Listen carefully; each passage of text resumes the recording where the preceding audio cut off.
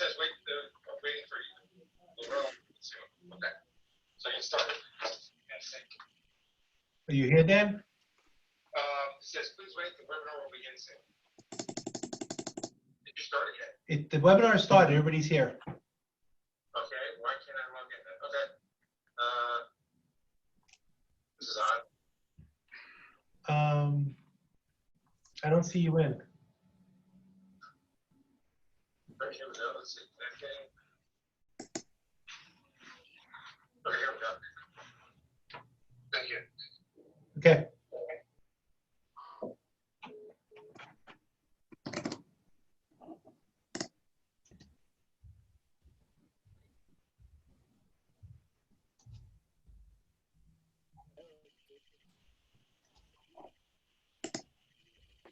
You have to update Dan, Cliff.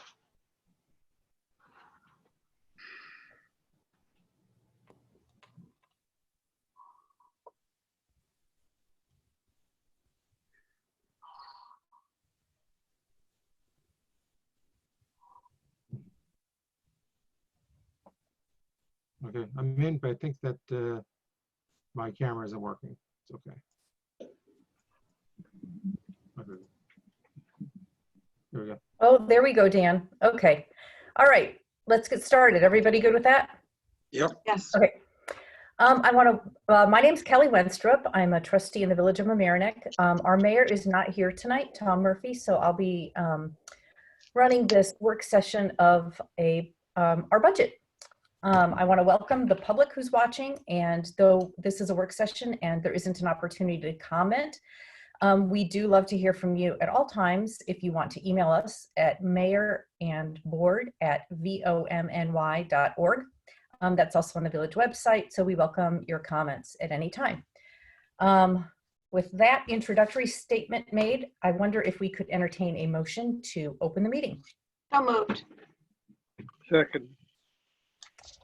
Paul? Aye. Aye. Aye. We're opened. All right. Jerry, can I start with you and have you introduce our discussion? And then today we have presentations by the Harbormaster, Parks and Recreation Departments. Thank you. Yep. So we could start off and maybe have him go home a little early this evening. We could start off with Joe Russo. Sure. Joe Russo went through the budget a couple of times, and his budget was cut 15.12% already this year. So let me get to the page where Marine starts in our booklet. We are at page, let me flip this. 136. Jerry, on the supplement, it's page 134.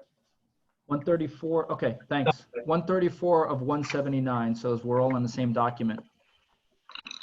And it's dated, mine's dated March 12th of 2020. I have the same. Okay, good. Mhm. So Joe, if you want to go through it a little bit, you got the board's ear right now. Okay, I did sit with Jerry and Augie on several occasions. Jerry's made a decision to move the office assistant position over the recreation department. We'll see how that works out going forward. Also, in part-time salaries, Kristen was taken out after this cycle. We still have seasonal labor in there. And we haven't used it in the past, but more than likely we're going to use it this year. The question I had with that, Jerry, can we also use that as an inside person in the office? So That's right. seasonal is seasonal. The restriction with seasonal is the 4-month restriction. Other than that, you can use a seasonal employee wherever you need to. Okay, that's good to know, just in case we get backlogged during the summer. Mhm. We could try it out that way. Sure. We've made other, we added overtime because we usually didn't get that in the past. So that's been added to the budget. Miscellaneous basically stood the same. You see purchase, replacement, equipment, and repair. There's $6,000 there.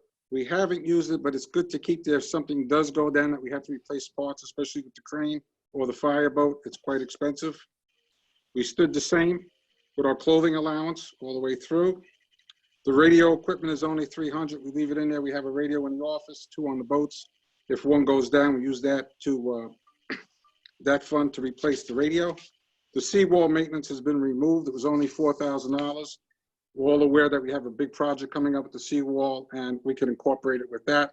Any minor repairs that have been done the last 2 years have been handled by DPW. I've been putting work order to Tony, and that's for minor tripping hazards that occur around the wall.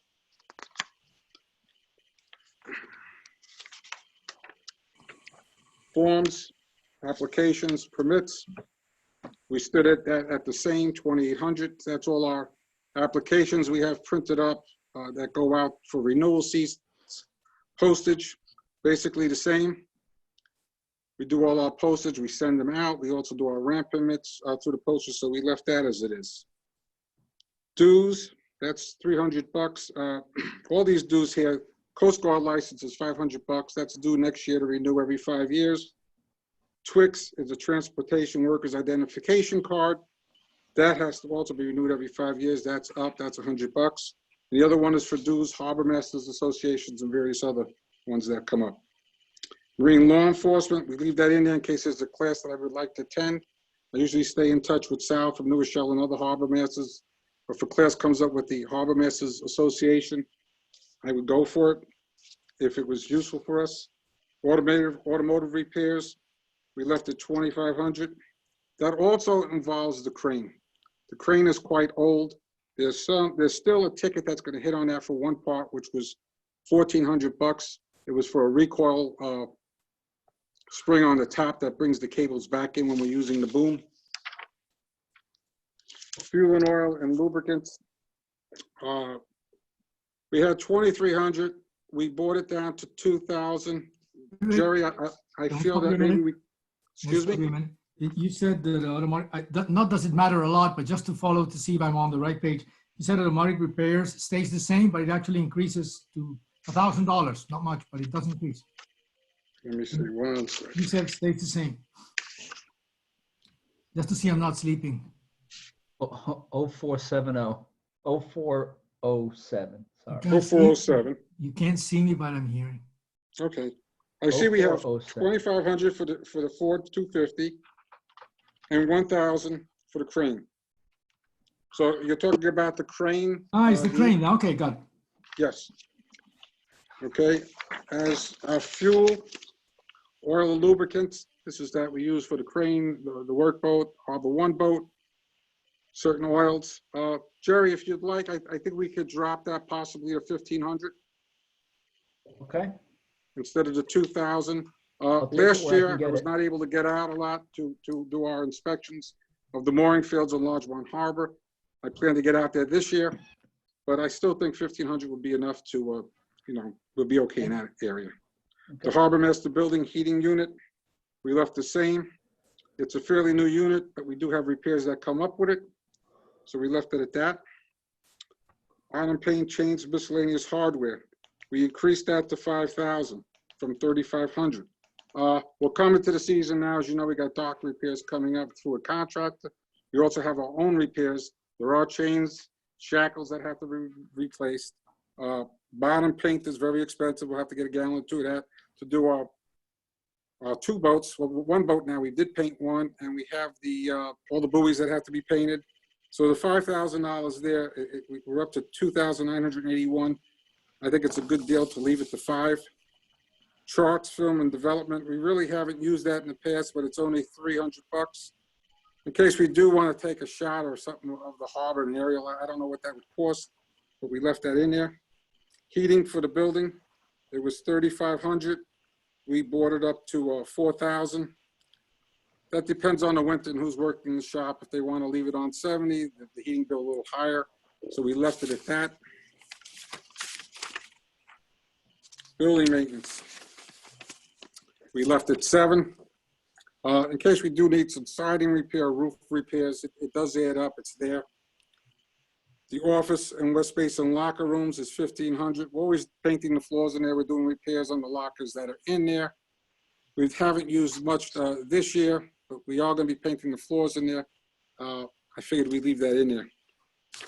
As far as, we have a pump unit, $3,000.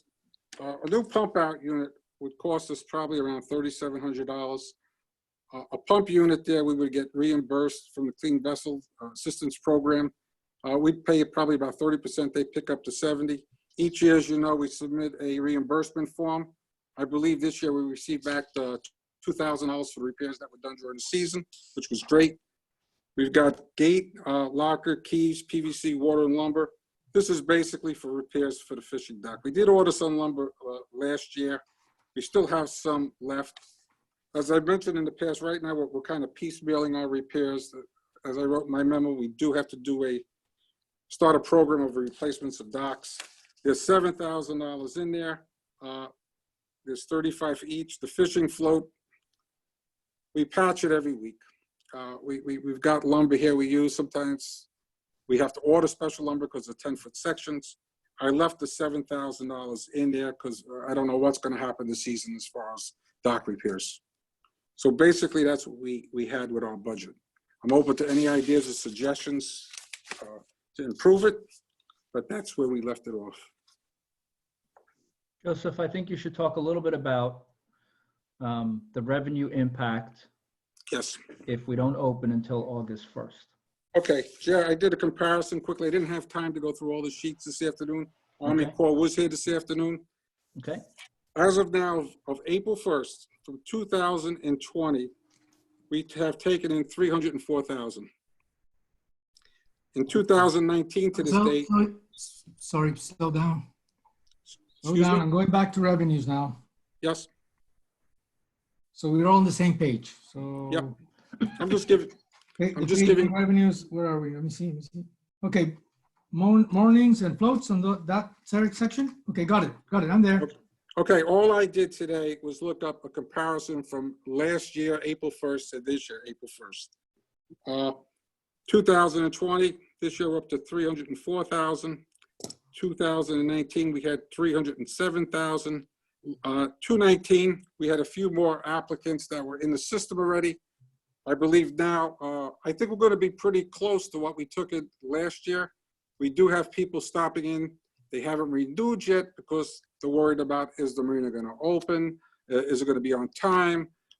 Is it going to be shut down? Do we get a refund? So I think once this virus is over with and we see a direction to go in, I think our revenue will be pretty close to exactly what we took in last year. That's taken into effect. We had a fee increase.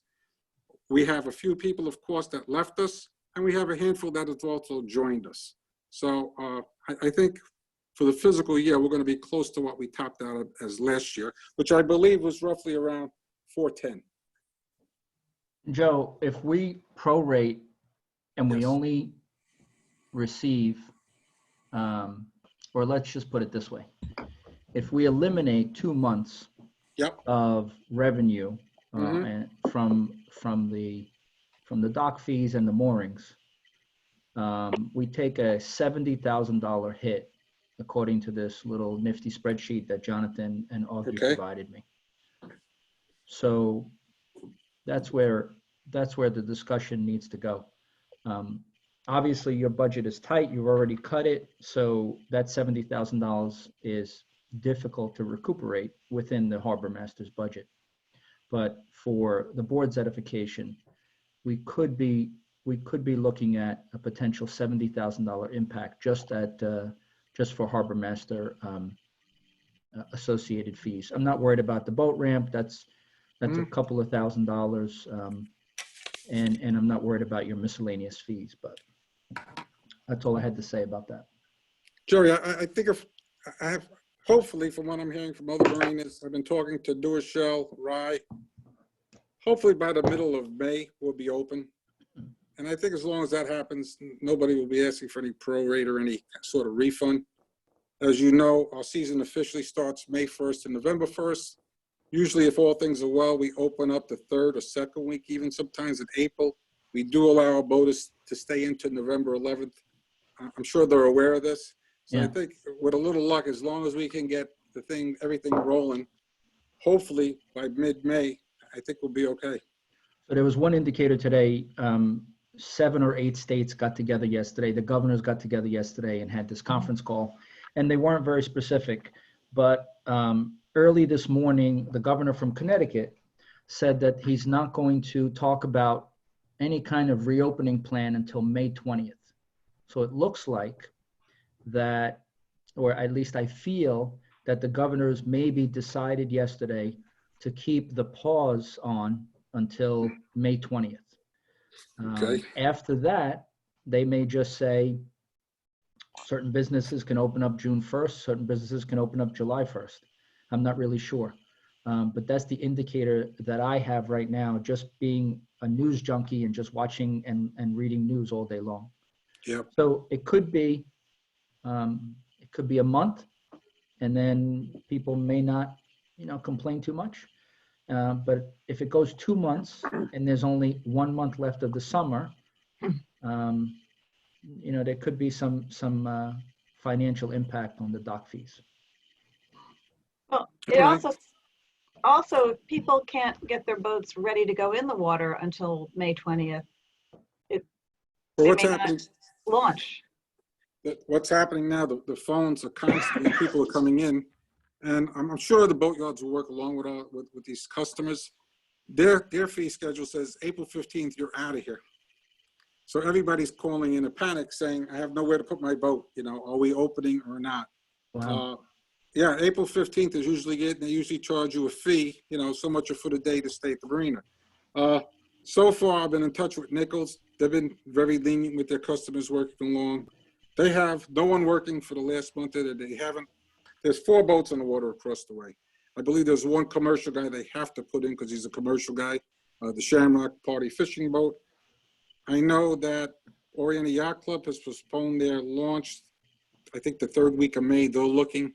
So hopefully by that time, we'll have some good news and we can start getting things back to normal a little. Okay. At that time, as we get close, I'll stay in touch with Jerry. We're sending out emails. We're constantly talking to our customers every day. They still come to the office. I speak to them outside. Kristen's been CCing me on any emails that she gets, so we're on the same page. And believe me, nobody wants to open it more than I do. Jerry, as you know, we've got that meeting Thursday, which is great. Yeah. And that'll also help us with our time frame. Yep. That's the construction meeting because of the safety, repairs that we need to make, which were deferred from last year, and this year it got the safety concerns were much worse. So I'm glad that the board was able to approve that before everything started to happen. And thank Hernani and you for your input on that, Jerry. Yeah, you're welcome. Doesn't end, right? No. It's all for me.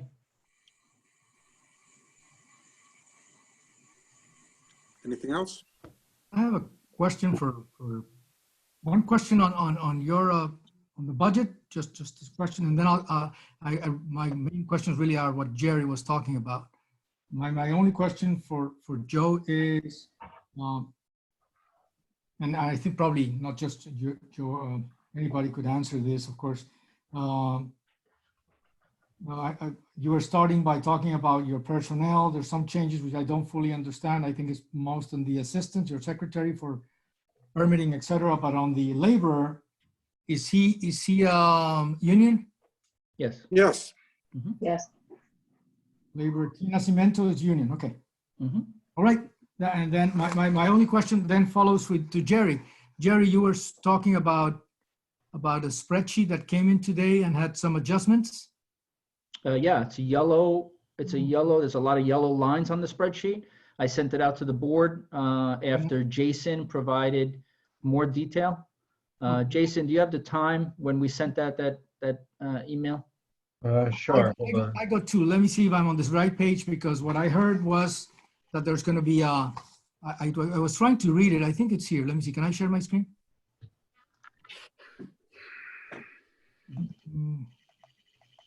This is what I got today. Can you see it? Is this what we're talking about? Yeah. Yeah. Okay. 1111. 111, Jeff. Yeah. So Victor, if you want to go down. One, and then I got on top of this one, I got a nice one with other colors that Jason did. I think that's what we want. That's the one we're using. Yeah, that's the one we're gonna do with Jason's conversation. Okay, well, I'll open that after. This is the first one I got. So this is the question that I have on income. And I'm asking this question, Joe. I'm not thinking that if there's any reduced revenues, it will affect your area. Okay, so don't know where I'm going. Okay. Where I'm going is just to figure out exactly what is realistic here. So what this table is saying is that the fees will be the same, except they're going to come in later or slower. But at the end of the day, we're still with the same amount. If I go scroll down, I see here the same amount. Or am I understanding this correctly or not? No, take a look at the next column. Right there, that This one? column, yeah. The second to the last column, go down. And if you go down to the end of that column, that's the potential loss that we could be realizing in the first 2 months.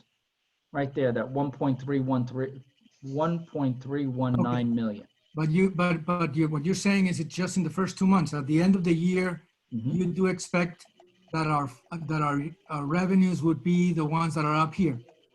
Floats 345, moorings 82. Right. Banks, So what I did was I used the same guess method, which is just a guess, and took 17% off of the floats and 17% off the moorings.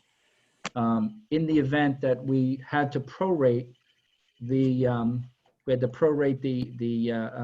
fees, we would realize from moorings and floats a reduced amount by $70,000. So this amount would be reduced by 75. That would be 57. That would be 57. Hold on, let me just pull my. But that's not in this table. It is. No, it's not. It's the one that I've been working on all day. Is that something We I sent have? that out. We sent that out earlier today, and then I just kept working on it and looking at every area. So that one would go to 287,500. That 345, the 345,000 would go Yeah, to we see that. 287,500. Which line are you talking? Line 76? Yeah, 76, K76. Okay. That would be 275, 287,500. Okay. And the moorings, line 77, K77, Yes. that would go to $68,333. Okay. Mhm. Well, those will be the only two adjustments on revenues? That would be just in Joe's area. Okay, so this It- two, Yeah, and the total of those two comes to, it's approximately $70,000. okay, all right. Okay. Okay, now I get it. We don't have Thanks. that table. That's the one you have, you're working on your screen. I'm still working on it. Yeah, I'm still working on it. Okay, all right. Okay, done. Good. Anything else? Let me see. Anyone else have questions for Joe?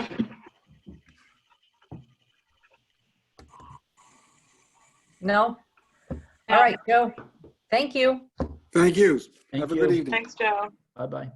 Let me see. All right. Parks or Rec? Is there any panelists who are raising their hands? Can you give us back the screen? Yeah. Yeah,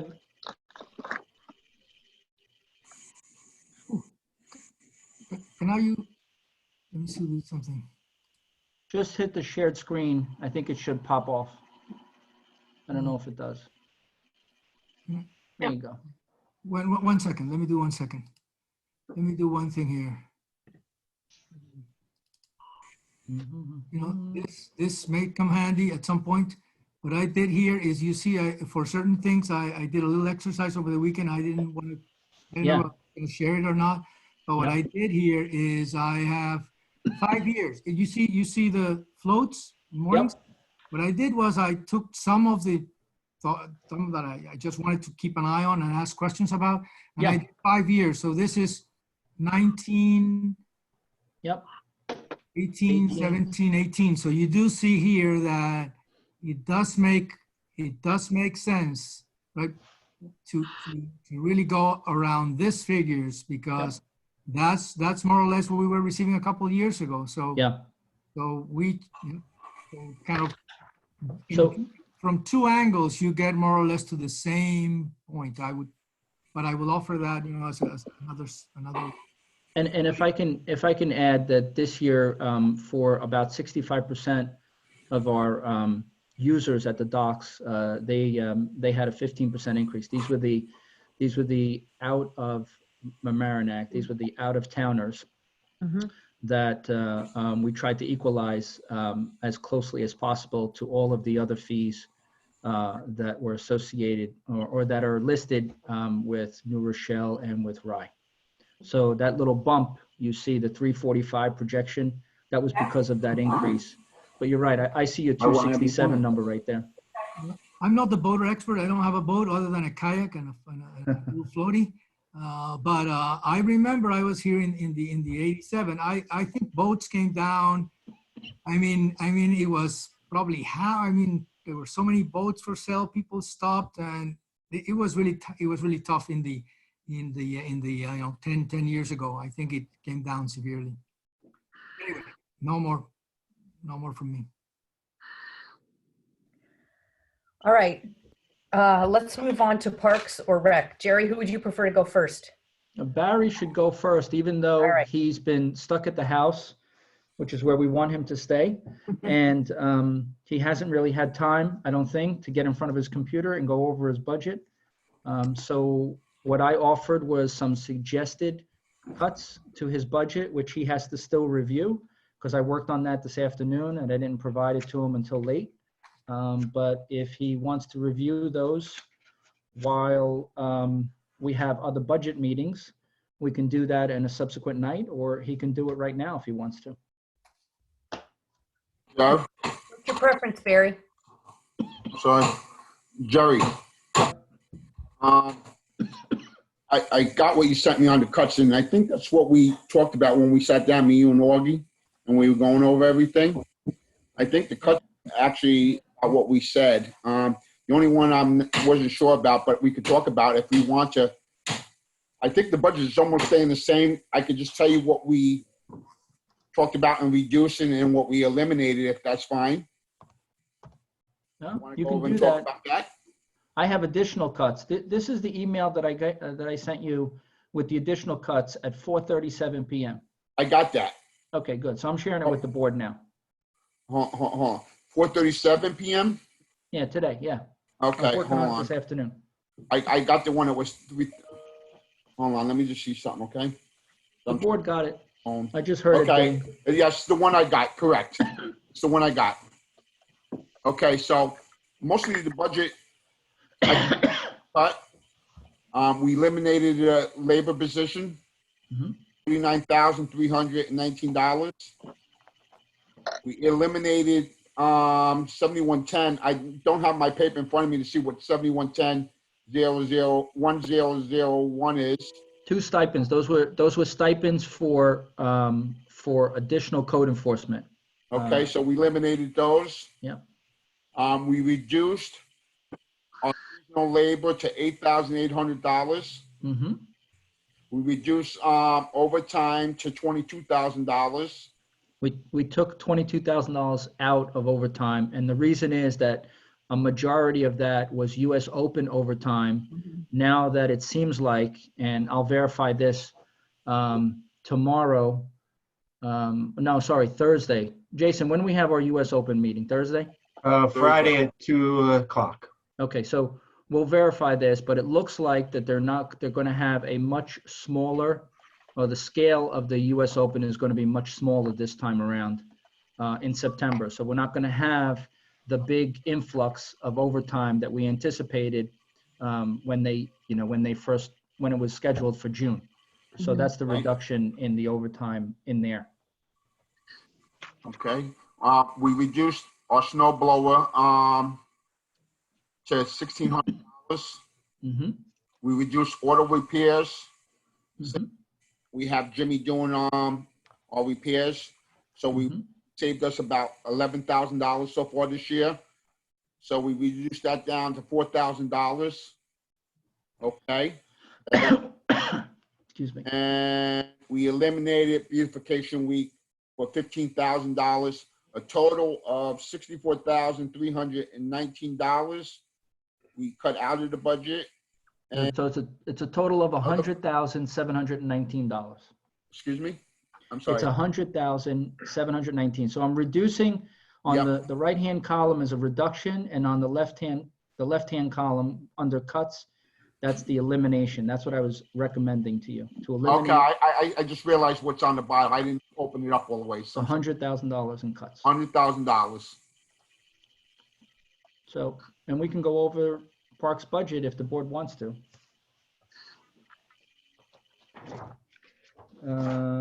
Help me with the page. 102. 102, thank you. Well, actually 103. 104, 103, yes. Thoughts on 103, Jerry? Thanks.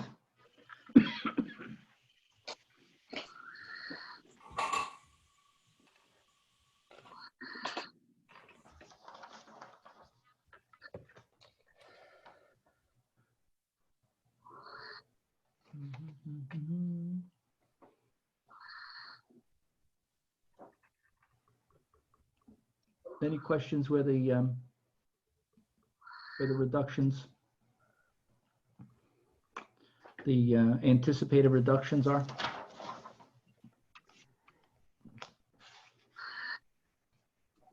So I have a question just about the stipends for code enforcement for Yeah. weekends. Mm-hmm. Theoretically, would those end up being situations in which the code enforcement people who are parks people who are working weekends might end up writing citations that offset the cost of their hours? It's not a floating designation. It would be designating one or two people to Right, be able but to do that. I guess what I'm saying is they would be writing citations. And theoretically, the citations end up in a monetary fine sometimes. They do, yeah. So would that offset? I mean, Could. it just seems like we have such a problem with not being able to have code enforcement on weekends that Yeah. it's a small amount of money that might solve a bigger problem. Mhm. That's open for discussion, of course.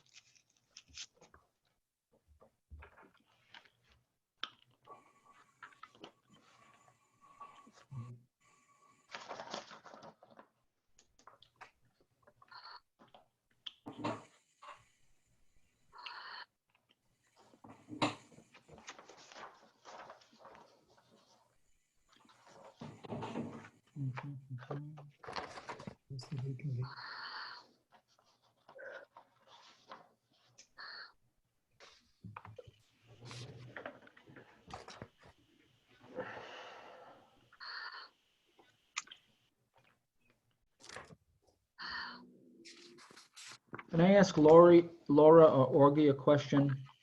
When was the last time we used the 7110-0421-20 Columbus Park, West Basin, Salt Marsh? What is that in reference to? That's for maintenance of the natural area, all the natural plantings along the riverbed. Which we use or don't use? We have not been doing it on an annual basis, but it is something that we need to take care of every couple of years. And it's contracted out? Yeah, it's not like because it's natural plantings. Weeding that area is it's more than just going in there with a couple of guys pulling weeds. It is where they go in there, they inject the weeds with the stuff to kill it. It's there are a few specialized landscapers that do this work. And when was the last time we did it? Any idea? I don't recall. It's been a couple of years though. I think it was when Richard was here was the last time we did that. Say that again, I didn't hear it. I said, I think the last time it was done when Rich was here. So it's been Rich at left least was 4 the or 5 last years. time. All right. So maybe we can do it next year. Okay. Dan, can I ask how was that? How did that come to be? Were we The were we natural mandated to area- do that like everything else? So is the question how the natural area can be, or how we did the maintenance on it? No. Why were we budgeting $38,000 to do maintenance on an area, a specialized area? Why such a specialized area? Because, well, we got a grant from Westchester County, I want to say 10, 15 years ago on this. At the time, shortly after we planted this, there was a mayor who directed the Public Works at the time to go in and clear everything out. The county wasn't happy with that. We had to pay a bunch of money to replant it and then ongoing maintenance of it. And I think the last time we did the work, it was probably $20,000 to $30,000. I remember the name of the company was John J. Landscaping out of Katona. I'd have to look at KVS to see how much we actually spent on them. This is the Rushmore Walkway? No, this is the natural area along the, well, we have 2 natural areas. One along Rushmore, and then the other one at Columbus Park, along the banks of the Sheldrake River.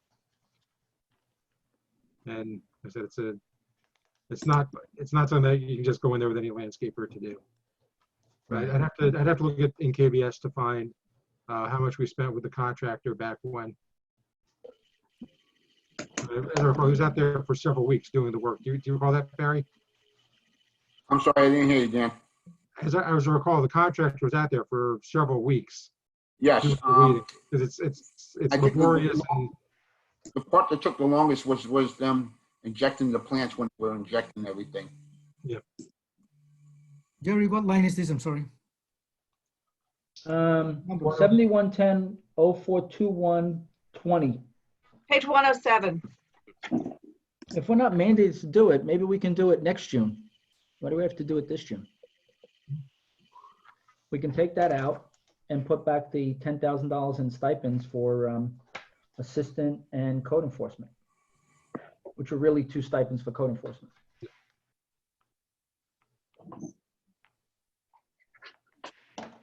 I'm sorry, I should have included that before in my little email. I just didn't know what it was. Dan, you don't think we're under an obligation to continue this maintenance, do you? Under that county order?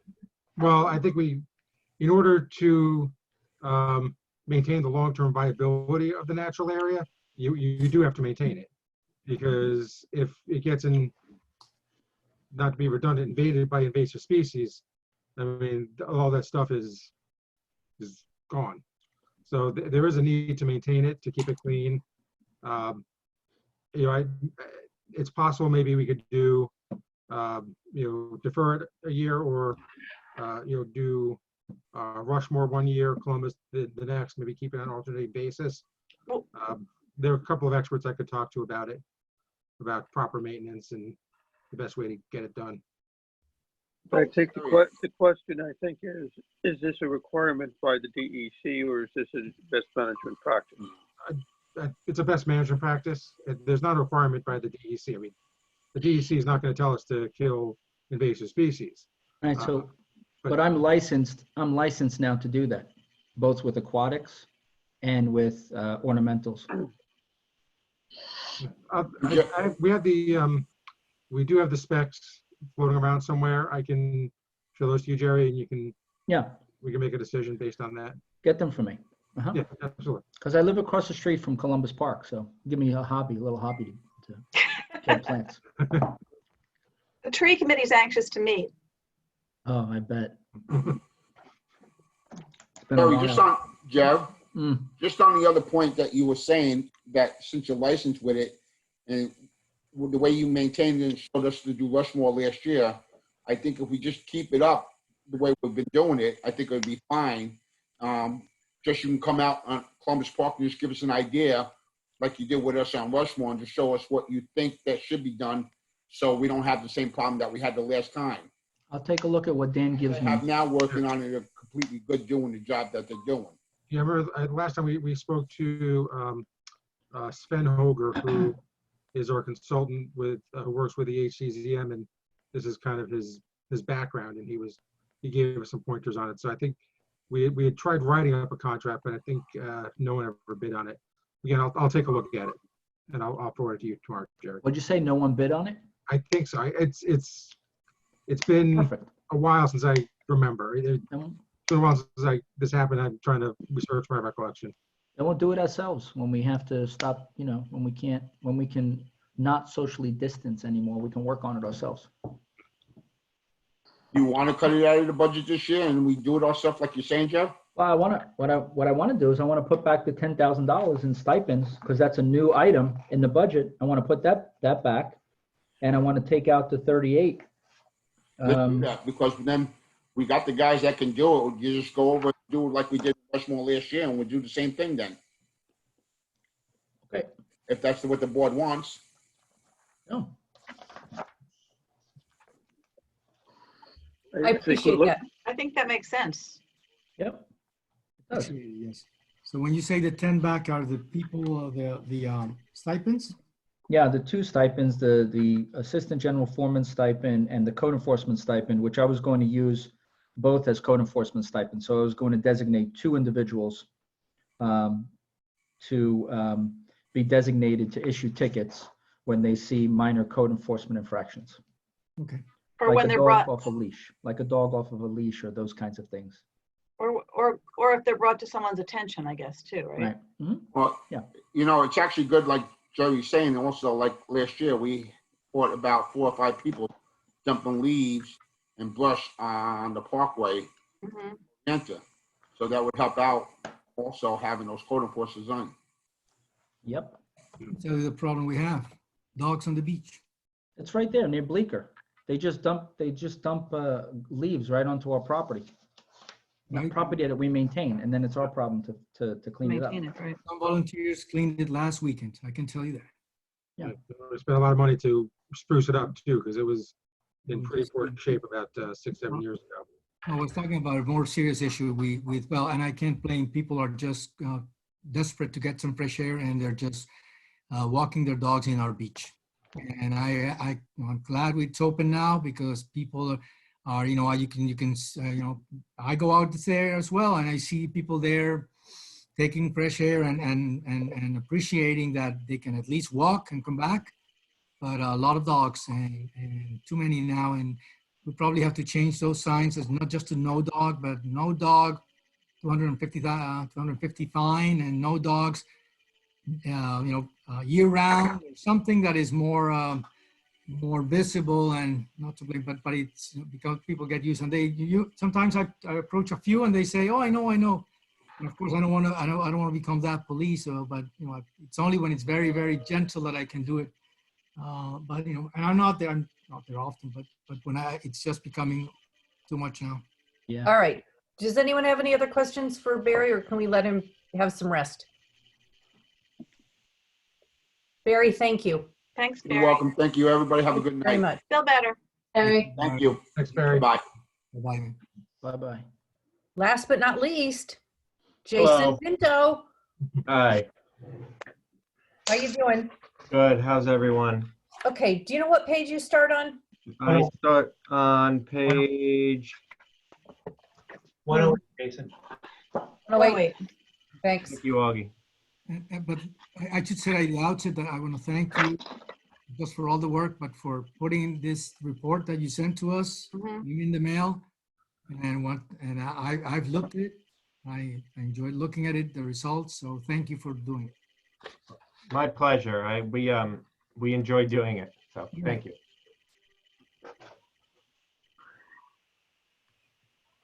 All right. You know what a rundown is, right? Yep. Give a So rundown. we can, Page, sorry. I think it was 108, Augie said. 108. Yeah, 108. All right. Good to go. Okay, So we're just going to run down my budget. I sent Jerry a spreadsheet, and then I believe he sent it to you guys that has our deferment of expenses for until June 1st, 2021. So I believe you guys should all have that. If anyone doesn't, let me know. But we could share the screen too.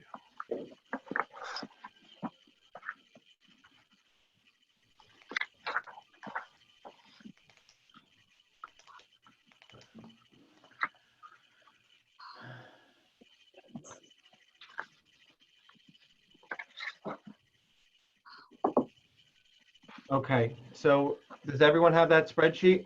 Yes, Okay, good. Yep. thank you. You're welcome. So we'll start down at part-time clerical. You'll see part-time rec clerical originally requested 10,000, bringing that down by 6,000, so requesting a total of 4,000.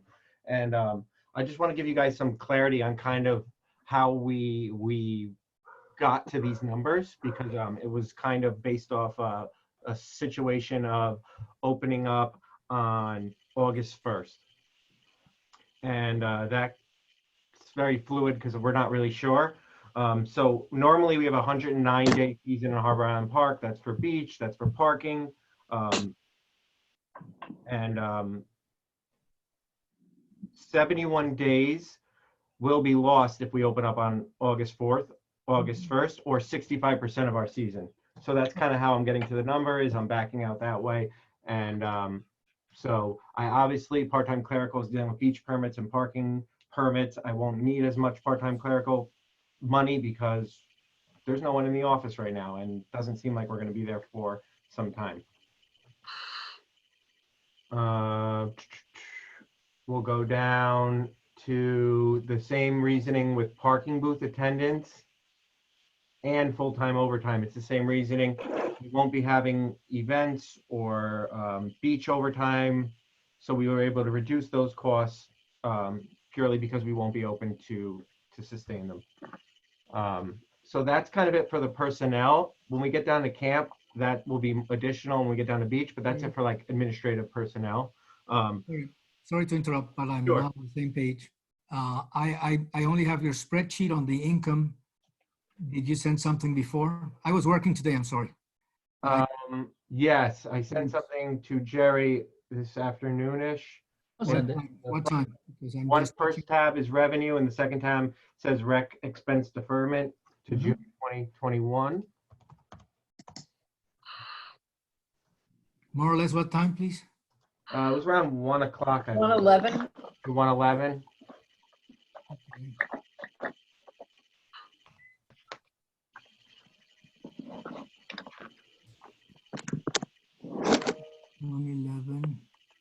It just came in again. I just sent it again. All right. Okay, then I'll just open it. And it's the second tab. Second tab. Ah, okay, the problem is the second tab. Okay, they added another tab. Okay, I got it. Yeah, the first tab, because it relates to it, the overall Okay, revenue. okay, now I got it. Okay, so that's the first section under administrative.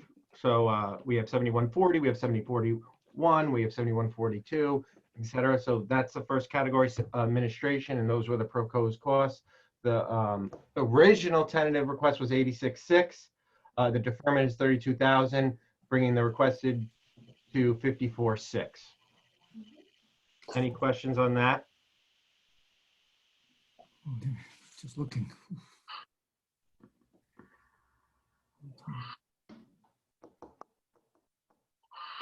Not from me.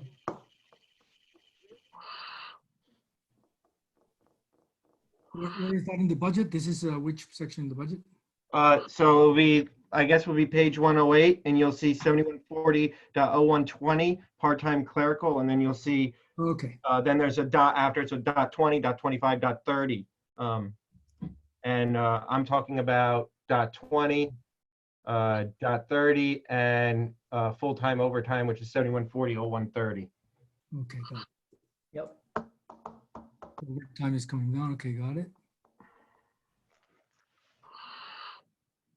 thanks. So the cuts as it relates to the budget, it's in order. So that's why that's why I have a little white space in between. So it helps me think it's blocked out in order of how the budget runs down.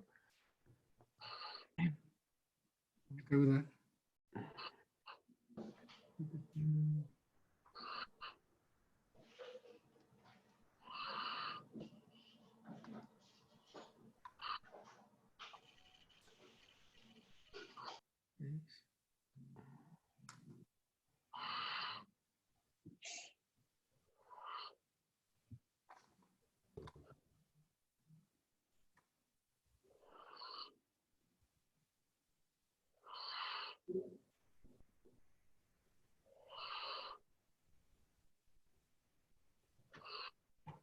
So do you think there's going to be like one less block party or? Yeah, we're getting there. I have Talk about it looks like you eliminated fall softball. right. Yeah. So if we're going to the next block, so we had no administrative questions. The next block is leagues.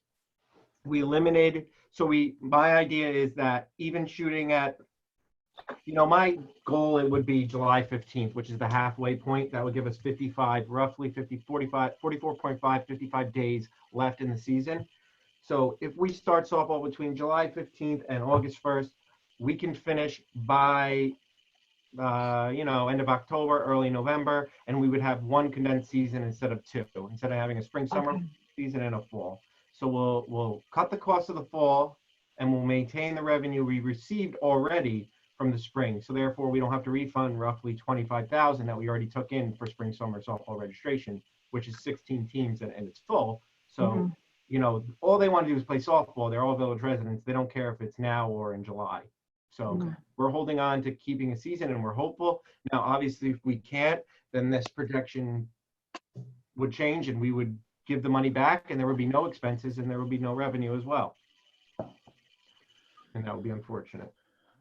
So we got Axe fall softball and we just kept the spring, summer. And the total for softball is roughly $23,100 for the fall that we saved, and that includes the Lanza Field lights. That's why it seems a little high, but the lights are expensive.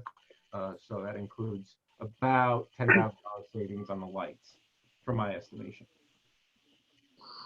And that's basically leagues. Now volleyball, you'll see is listed there. I have what our request is. You'll see deferment as 0, and you'll see requested change as 0. Volleyball is done through a service agreement, an 80-20 split. I'm working with a contractor to try to figure it out. So it's just going to be difficult even for me to figure out what our revenue is going to be.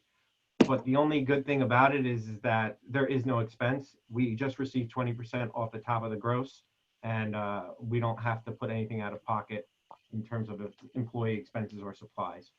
Good. Are we on the other tab? We're on the second tab, the deferment. Okay. Expenses, and we're on the 7141 section where it says softball and beach volleyball. Okay. And those were my proposed cuts to our leagues section of my budget. When does the beach volleyball season start? Because it would have started this week. It would have started already. Yeah, it would have started Monday or Tuesday. But yeah, this week all the leagues, adult leagues, were supposed to start this week: volleyball and softball. Okay. Trustee Lucas asked about events. That's the next section. Now this is where, as Jerry and me were talking this morning, this is where we actually realize savings in terms of cuts, because there is no revenue. Generally, there is no revenue. These are free community events, so they only cost us money. We sponsor them. So we're actually realizing savings in actual cuts because it's not revenue based. So proposing to cut family fun night, $1,000 in personnel, $500 in equipment, and $800 in contractual. Outdoor movies, we have 4. I cut 2. Hoping we could do an August and September one like we normally do. And if they don't happen, then we don't spend the money. So that's also a good thing. There's really very few personnel costs, and mostly the license fee to rent the movie is really the expense, because we own the blow up screen and the parks overtime. to physically inflate the screen would be a few $100s as well. The movie's relatively inexpensive, but I did cut 2. I also cut out 1 block party, the July 8th, I think that's a Thursday, the July 8th block party. It doesn't seem realistic to have 1,000 people on Mamaroneck Avenue congregating in July. So I cut the block party line in half. Now I left the August block party in as a preparation that if there's a chance, maybe we can throw a great party. And if there is no chance, then the money sits there and we return it to the fund balance at the end of the year. That's the way I looked at it on that. And the same thing goes for kayaking and revenue, expenses, excuse me, because we're probably not gonna be able to do kayaking classes in June and July. So it's gonna be more like an August to September, so I reduced it by half. And those are basically the events and programs that we're tweaking. Now you'll go in there and you'll see other lines with like STEM programs. You'll see lines with cooking. Those are all programs that have small individual budgets. And it's also a scenario that if we can't run the program, that we don't spend the money. You know, I don't need to order pots and pans and cooking supplies if there's no cooking class. So it's not an operating expense, which is good. Any questions on that section? When would cooking classes, though, they wouldn't resume until the fall, would they? Correct. Yeah, they wouldn't resume to the fall. A lot of that programming, because we are so busy in the summer with operating a beach, a parking booth, a day camp, and like mini camps all the time. A lot of that programming money, like STEM, cooking, art, at classes like aerobics, a lot of that we try to do in the fall, winter, when we have a little more time. Jason, Yes. we have a couple of budget committee members. I don't know if they can see the screen, but what you should be doing is sharing your screen so we can see that spreadsheet. Okay. I'm sorry, I realized that late. Can everyone see my screen? Yep. Yes. Okay, Yeah. good. So we were right in this section right here, 7141, family fun night, outdoor movies, block parties, 1 out of 2 block parties, and kayaking. There will also see a line for stand-up paddle boarding. The reason that it's not in here is because it is we own the equipment, and the only expense would be a reimbursable payroll expense through a contractor, kind of like a service agreement. So if that contractor is not working, they don't get paid. So that's why it's not in there. Any questions on the events?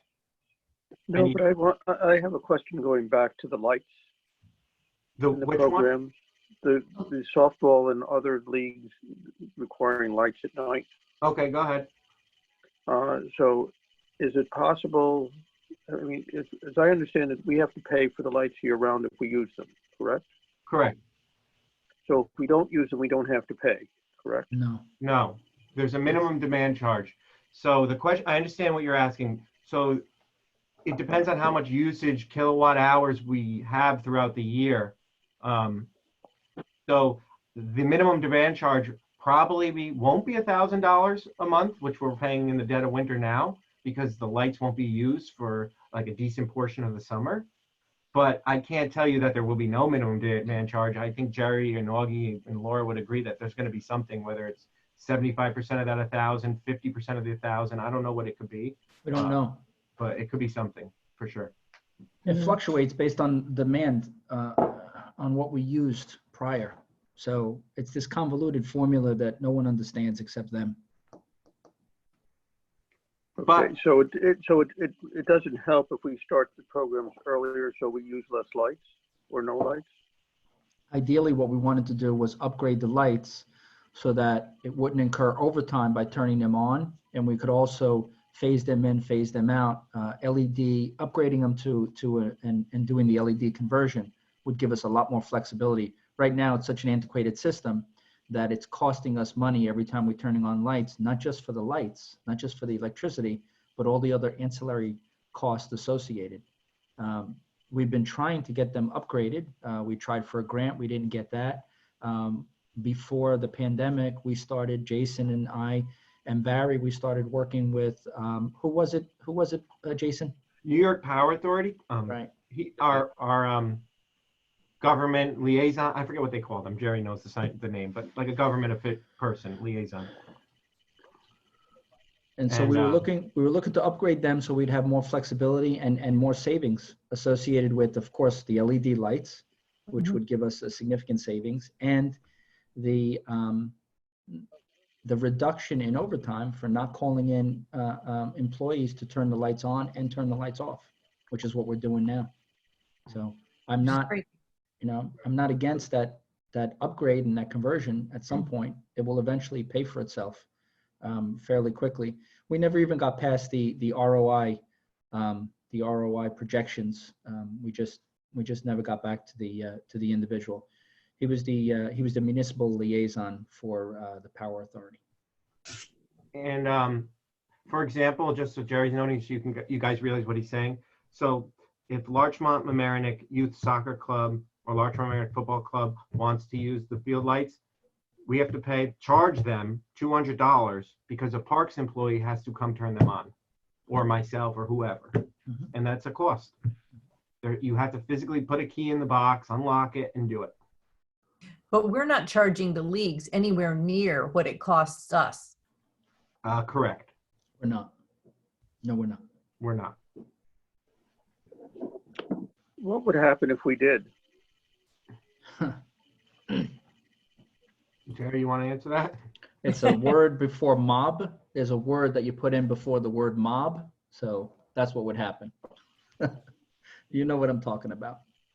We're just trying to eliminate that. We're trying to upgrade. We're trying to eliminate that so that we wouldn't have to, we can continue to not charge them as well as realize the savings from the LED. Okay, are these all village residents or just a part village residents? Do we have any idea of that? For softball? Yeah. They're I'd say 90% village residents. Yeah, I think that's pretty much the same with soccer as well. Yeah, I mean, well, the youth soccer leagues and like baseball, soccer, football, they can't come onto I have a personal policy because of our field usage that they can't use our village land unless they prove to me that they have a majority of the children are residents. Yeah. Yeah. Because so many people want to use our fields that is one stipulation that I have, and we fulfill 100% of our time slots with that. So they're all village residents that use our property. So have the fees, when was the last time the fees were raised? For which softball? We raised all the recreation fees a couple of months ago. 3 months ago, 4 months ago, something. Yeah, just about October, Jerry, I think we had it sent it to the board. Yeah.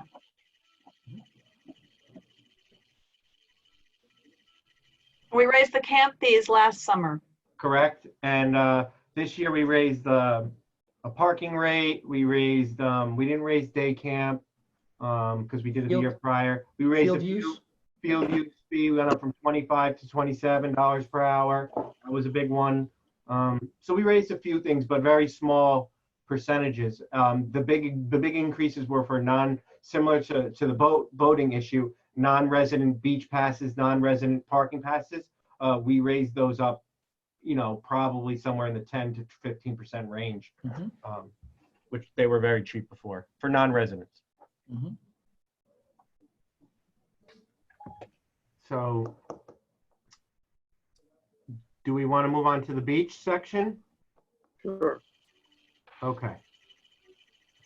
So beach, the first section is personnel, lifeguards, attendants, cashiers, part-time beach manager. So I'm using that same model, that 65-35 model, and that's assuming that we're going to have 65 days of cancellation, 35 days open. So that's kind of the revenue type thing that we're going with. So beach lifeguards is brought it down from 27,000 to 9,450. Attendance, both each got cut down to 54.25, and part-time beach manager went from 3,000 to 1950 to 1050. So those are salaries to support the beach that we won't need, because if the beach won't be open for the month of June and July, there's that would be the amount that we'd be able to save. The next one is utilities, 71420415 spray ground. That's just the water bill for spray ground. Tentative, we requested 44,000, and we were going to defer 28.6 and plan to only have to spend 15.4 based off that opening of August 1st. Any questions on the and oh, Gunderboom maintenance, excuse me. So every year we budget $19,000 for Gunderboom maintenance. That's for repairs. They're very expensive. I'm not anticipating, the Gunderboom is what it is. We haven't had to repair it in a few years. The money has been there for emergency. I'm not anticipating it. So I just left $4,750 for any repair that maybe we can do in-house. Joe Russo or the Parks Department could buy supplies and repair something if needed that doesn't involve diving down underneath. And that's the beach. Can I go back to utilities water spray ground? Yeah. So last year, what were the hours that you ran the spray ground, and were they different from the year before? So the beach is open from 9 a.m. to 6 p.m. For the last 2 years, we've had the spray ground open from 10 a.m. to 5 p.m. The years before that, when I was here 3 years before that, or 2 years before that, we had it open 9 to 6, the whole full day. So we reduced an hour in the morning and an hour in the afternoon to cut it down from, to 8 hours a day or whatever. Just to save some water, or you didn't have people, you didn't have a lot of kids showing up at 9 o'clock? We had plenty of people showed up, but I don't know, I wasn't the department at the time, but the directive was, I could have been from Rich Slingerland or something, to reduce water, we need to cut back an hour in the morning, an hour in the afternoon. Okay.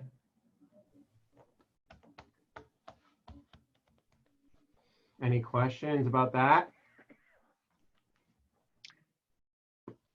Next one that I want to highlight is day camp. There's a lot of uncertainty over day camp. We've been speaking about it internally. We've been speaking about it with Jerry.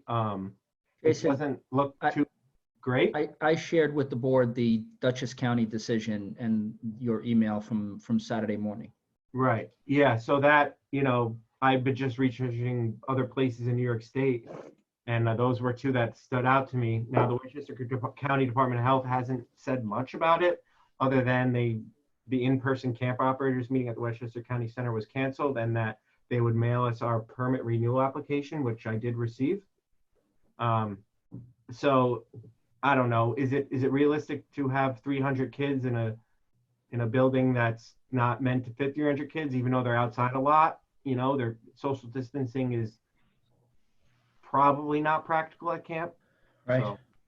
So, based off that decision, as of what Jerry has shared with me this morning, we're going to assume that if camp is canceled, this will be what we can reduce our budget on in terms of camp. So we originally requested $309,200, and you can see the areas in which we need that money. Staff is the big ones, followed by supplies, and the other big one is fees. Fees include busing and trips, so that's why that number is so big. Our bus contract, I think, is about like 40,000-ish a year, and our trips are about 30,000 a year. So where we decided to reduce is, now you like, why wouldn't we reduce down to zero if we're not having a camp? Well, we need the money for next January and February to ramp up for the following camp season. That would be 2021. And this is what I am projecting that I will need, or my department will need, to get that job done, which would be staff, 31,000 in the lower camp and 9,400 in the upper camp. And that's for orientations and director preps and everything leading up to that. We probably won't use that amount, but it's safe to have it if needed. We can also reduce our supplies down. The supplies are generally purchased twice a year, both times in each fiscal year, half and half. So we only need half to prepare us for the next season, because then we'll have more money to purchase for that. Day camp fees, we don't need a majority of that money. So we're going to defer 64,000 and keep 16,000. And the 16,000 would be for camp trip deposits next year. Any busing deposit we may or may not need. So that's basically what that is for. So the total amount that we want to defer is 239,260, and we want to keep in or request 6994 to hold us over to plan next year's day camp if it doesn't happen this year. And I mean, even if this is in the budget, it's not, you'd never expend it if you weren't actually going to collect camp fees. Correct. So what about, have you expended, you've already expended fees for a bunch of trips already. Can you get those back, or is that We're just working on it. So I think we spent, I can get, my coworker Allie has a spreadsheet that she has for me. And I think it's about 6,000 we're up to right now in deposits for trips. We haven't pursued that yet because our trips are still penciled in. But as soon as we know, I will do everything I can to get that money back for sure. Yeah, we're still in limbo. Yeah. Yep. Well, and I'm sure some of the places where you book trips don't even know if they don't know if they're going to be open. There is a lot of uncertainty. That's right. Who knows if you're going to be able to go to a Rockland Boulders or New York Mets game, right? I mean, Right. We don't know, you know. I mean, like even Dan, I think I was talking to Dan about the bus bid, and Dan's like, yeah, we could send a bus bid out, but who's going to get it?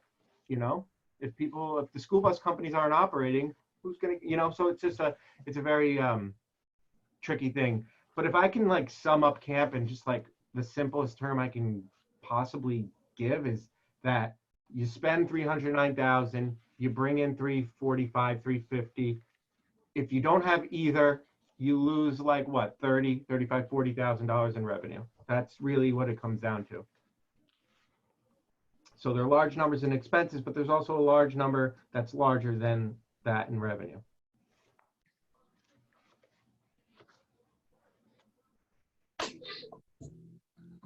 Any questions on camp? I have to say something. So your your budget makes up about 18 pages of our budget book, and you were able to boil it all down onto one spreadsheet, and I really appreciate that very much. Yeah.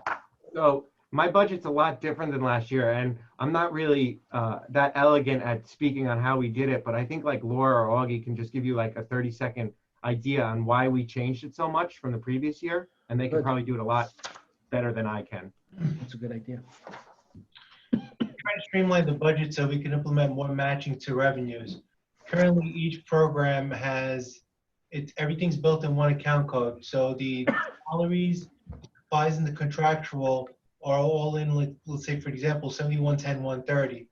We can now match that expense code with a revenue code, so we actually start presenting reports to the manager more quarterly or monthly on how each program is doing.